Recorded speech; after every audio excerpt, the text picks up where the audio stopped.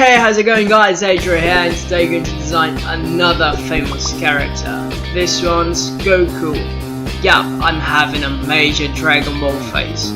I started to watch it all over again a couple of months ago, and by the time I was on Frieza Saga, it was Goku's day, which was 9th of May, I think. In Japanese it might sound something like Goku, I don't know. I don't speak Japanese, but I really liked the idea and I thought, let's design Goku. And here it goes, that's my design. And if you guys like it, you could leave a comment, tell me which character you'd like me to do design next. And that's it guys, I'll leave you be and have a nice one.